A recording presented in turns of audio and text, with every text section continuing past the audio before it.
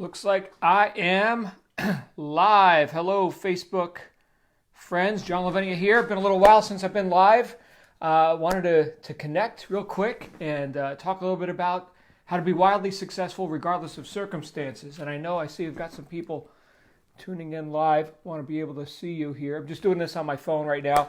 And I want to thank everyone who has reached out, who has wished well to myself and my family as we've gone through some circumstances ourselves. Yeah, so for those of you who have been on my Facebook wall, last time I posted, I mentioned that Trinity, my daughter, was having her appendix out, which wasn't something we planned, but that's thank goodness for quality, medical care. Which, by the way, Phoenix Children's Hospital, tip top, spectacular. Hey, Lorraine, good to see you. And of course, Shannon's getting through her chemotherapy, and that's all been obviously a challenge. In fact, I would say to people who haven't been through anything like that, be grateful for that, because it is definitely a challenge. And the fact that we're able to keep the train moving and on the tracks and continue to produce and all that. Hey James, good to see you, buddy. The fact that we're able to do that despite circumstances actually is what inspired me to shoot this quick video. So I have people who I've worked with and over the years, and also that I currently work with. In fact, my calendar's been packed. I've been busier than a one-legged man in an ass-kicking contest, and I'm sure you can appreciate that given the circumstances that we're in. However, I've gotten questions sometimes from people who wonder, how do we maintain our stats? How do we keep our production up despite all of the randomity, that we've had to go through and that we are getting through, right? Persevering, right? Which by definition means meaning through, severity. So getting through severity, right? Persevering. I'm sure some of you have had to do that. Maybe you're doing that right now, and hats off to you if you are. And so sometimes people wonder, how do we maintain production?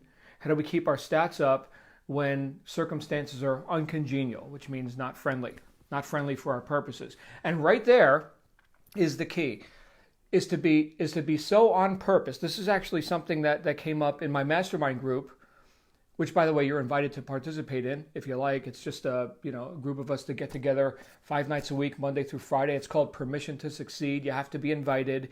You have to be a Facebook friend. So if you're interested in that, hit me up on private message and I will give you an invitation. Nothing for sale there. It's just we get together and we talk about life, principles, philosophy, the stuff that I've been studying for over 30 years. And hey, Brent. Hey, Jim. Good to see you guys. And anyway, one of the things that came up, because we're studying the original text of Napoleon Hill's Think and Grow Rich, as officially published in 1937, right towards the end of the Great Depression. And one of the things that keeps coming up in this text is the idea of definiteness of purpose. Definiteness of purpose. Now, if you're in business for yourself, or you intend to be, or if you intend to be successful at anything, this is going to serve you. This is like big. This is a big thing. In fact, if we're talking about being successful, we should probably define success, right? Which my favorite definition is something I got from Earl Nightingale, who was a student of Napoleon Hill. He said, success is the progressive realization of a worthy ideal. The progressive realization of a worthy ideal. Hey, Glenn, good to see you, brother. So what does that mean for me? So the progressive, meaning it's a process, right? It's not an event. It's a process. It's not microwave success. It's not the coconut drinks and the Lamborghinis and the bikini chicks on the yachts that you saw on the sales pitch on the internet marketing deal that you're thinking about joining. Okay, it's a process. So the progressive realization, the making real, yes, the manifestation of something. So we're making something real. It's the progressive making real of what? A worthy. That means it's worth my time. It's worth yours, right? Ideal. This is the ideal scene. This is the purpose fulfilled. This is the vision that you have and that you're actually enrolling others in, or others have been enrolled in, or that you've enrolled in yourself, or as a group, because one of the things we've been studying is the power of the mastermind, and that there's no great power can come by any other method other than the cooperative effort with others, right? You can't do this alone. I can't do this alone, which is why, once again, I say thank you and great respect to anyone who's on purpose, right? And anyone who's been through whatever challenges you've had, or who have been helpful, for myself and my family through challenging times. Again, we can't do this alone. Now, bringing this back to how we keep our stats up in business, the answer is kind of like so glaringly obvious right there. The answer is to be on purpose despite circumstances. And some of our purposes include, overcoming the barriers, the uncongenial circumstances, eliminating the blockages to do what? To progressively realize this worthy ideal. Here's where most people fall down, is they don't have a worthy ideal. And if they have a fleeting idea of an ideal, they haven't decided if it's worthy for them. In other words, they're interested part-time sometime, barely interested part-time sometime. And then let's say, again, if you're an entrepreneur, you're online marketing, you're network marketing, you're doing something that requires your production in order to be profitable. In other words, you're not just punching a clock at a job and doing just enough work to not get fired and like that's it. That's the totality of your existence, which is most people.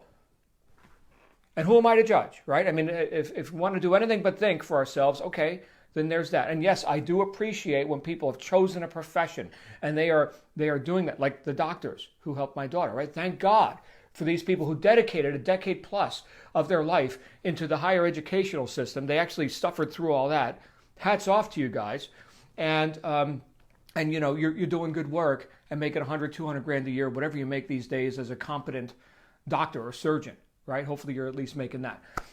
So yeah, that's good stuff. Again, that's on purpose. So here's where most people fall down, especially in the home business and online marketing world, is to get started for a few $1,000 or 10, 20 grand or a few $100 or whatever, and it's part-time sometime. And I've seen it again and again and again for decades. My goodness, I've seen it.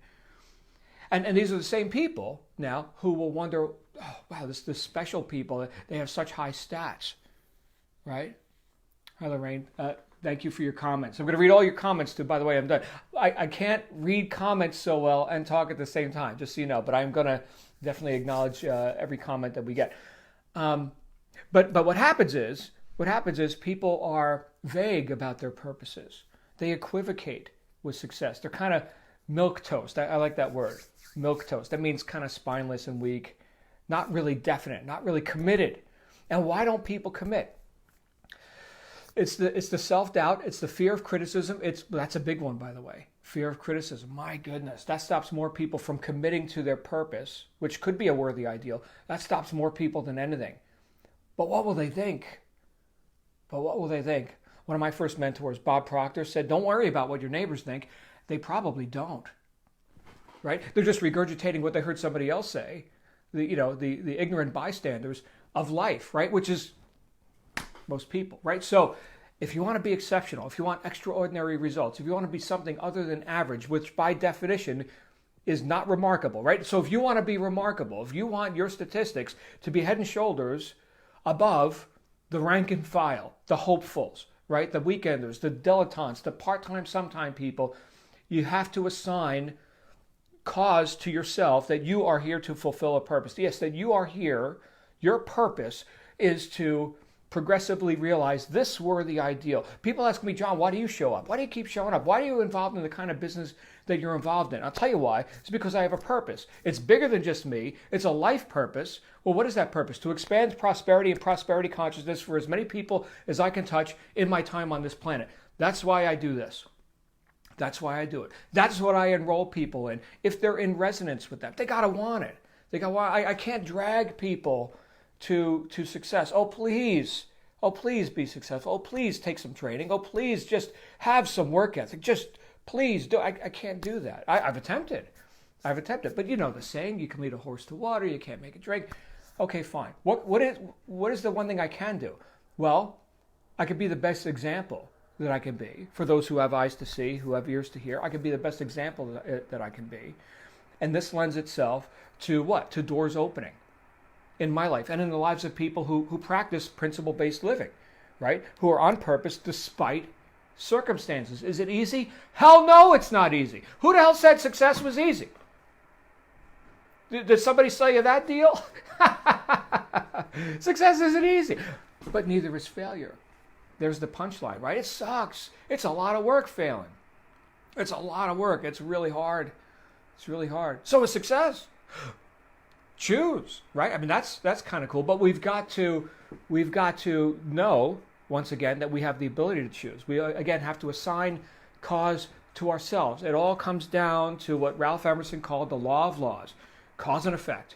Cause and effect. If you want to be effective, despite circumstances, listen to the words. If you want to be effective, then you must be cause. Effects don't create effects. Causes create effects. Get that, right? So we can read all the books we want about personal effectiveness, and that's all very nice. But unless we assign cause to ourselves, we ourselves remain the effect. I mean, my goodness, while we're reading the book about effectiveness, we are the effect of whatever the author thinks. If we can't turn that around and say, great, how do I apply this to my purpose? How do I apply it? How do I put this into action? How do I make decisions followed up with immediate action?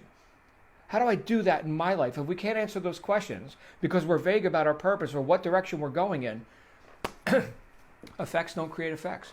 And the circumstances get to be cause and we get to be the effect. And that's a downward spiral. And I've been in it. And it sucks. Right? We've got to snap out of it. We've got to snap out of it. You know, there's a great stream of power. This is something we just read. Again, if you're interested in talking about stuff like this at a more, at greater length and really digging in and seeing how to apply this, hit me up and I'll get you an invitation to that. It's actually a secret group. Like, you can't even find it. I can't even give you the link and you can get in. Like the way my friends set it up, it's like, no, you got to be personally invited. Anyway, hit me up and I'll get you an invitation. But we have to be Facebook friends for you to even be able to get the invitation. So they got this on lockdown. It's heavy duty stuff we're talking about in there. But one of the things that we recently read out of the book, out of Think and Grow Rich. Hey, Paul, good to see you. One of the things we recently read is that there's a stream of power. Again, this was talking about like the power of the mastermind. There's a stream of power, and like think of it like a river. That one side flows down the negative side of the mountain, the other flows down the positive side of the mountain. This flow will, rush you on to riches and great delight. This flow will be misery and poverty, right? And a lot of people get caught into this negative flow because, after all, failure doesn't require cultivation. Right? Weeds grow in the garden without, you don't have to plant the weeds, right? There they are. Okay? Success requires deliberate thinking and decision-making followed up with immediate action based on organized knowledge, organized plans, and organized effort on the part of a group of people. Okay? Again, you can't do this alone. And so I think about my purpose, right? What do I do? Like, why do I enroll people in like my business team where I'm working with people, helping them to become prosperous? Why do I do that? Because it's in line with my purpose in life that I've assigned to myself. And maybe that's in part because of compensating for an impoverished youth. For those who know my story, I grew up on the streets of New Jersey. It wasn't a fun time, right? So I'm looking to, the buck stops here. And if I can assist the next generation, people who I may not even know are looking, right? But if I can be a demonstration, an example to people of, you can lift yourself up by your bootstraps. You can get out of the gutter. Sure you can. You need to make some decisions. You need to have some work ethic. And you can't quibble with the price of success, right? Which, by the way, isn't necessarily a monetary price. People I work with now, I can give you a story. I'll give you an example of part of how I get paid, okay? And it has nothing to do with money, although it does. Okay, so here's what it is. I got this friend. He's a senior citizen. He has joined like the last 5 online marketing deals, throwing thousands of dollars, thinking he's going to be an internet marketer. The guy can barely use a computer. But he keeps showing up. He wants it. But he doesn't have an aptitude for a lot of the stuff that, we young whippersnappers, I'm 49, right? So we young whippersnappers, we got all the high-tech stuff. He's not quite there. I don't know that he's got an aptitude for it. He may never have an aptitude for it. But he wants to, to have some better fruits on the tree, so to speak. So he enrolled in what we're doing. Risk-free. No, keep your wallet in your pocket, man. Risk-free. Got his first check. Making money. His first check, the guy had tears in his eyes. And it was less than $50. But still, right there, that's on purpose for me. That's part of my pay. And I get paid too with money, okay? But there's, again, referring to Napoleon Hill, there's the psychic pay, right? Having to do with the mind and the spirit, right? The psychic, not psychic friends hotline, not stupid fortune tellers. Go read fortune cookies, that's fun. But I'm talking about in real life, part of our pay can and should be the experience of working cooperatively with other on-purpose people towards an agreed on worthy ideal, worthy of us as individuals and worthy of the group. Will we ever accomplish the ideal? Well, I suppose, if someone's purpose was completely fulfilled in their life, they'd turn into a poof of smoke, or they'd come up with a bigger purpose, right? I don't know that we could ever completely fulfill the purpose. I mean, after all, there's always going to be problems in the world. There's always going to be barriers to overcome. There's always going to be people who are counter to that purpose. Look, as much as people may say, yeah, I want more in my life. I want to make more money. I want to have more leisure. I want to have more ability to be, do, and have whatever it is that they think they want, whatever their ideal scene is. How many people are willing to lift a finger to get it? Because it requires thought, decision, some willingness to look like a fool. Here's an affirmation. If you're someone who hasn't found yourself willing to commit and really put some effort into something, here's an affirmation. You ready? I dare to make an ass of myself. Isn't that liberating? Great. Don't worry about what your neighbors think. They probably don't. I am all over the map here today with this, but it's been a while since I've hung out with you guys here on the book face thing. Hey, good to see you guys. Rachel's here. Rachel, I haven't seen you in so long. We need to connect. Anyway, that's what I wanted to share with you today. Decide who you are and be that. Right? Like for real. Go be that. Title of my first book, Integrity is Everything, right? As within, so without. Be that. In whatever you do. Show up. And if you do, my hat's off to you. I'm not wearing a hat right now, but if I did, hats off to you, because you get my respect. Because you stand head and shoulders above the people who are just watching kitten videos right now. That's all I got for you today. I am so glad to see you guys. I'm going to go through every comment. Again, I can't talk and read at the same time. It's just one of my limitations. Love you guys. Thanks for joining me. If you found some value in this, feel free to comment and share, whatever you like to do. We'll see you guys real soon. And again, if you want Permission to Succeed access, excuse me, I will just hit me up and I'll send you an invitation. See you later. Bye for now. Bye.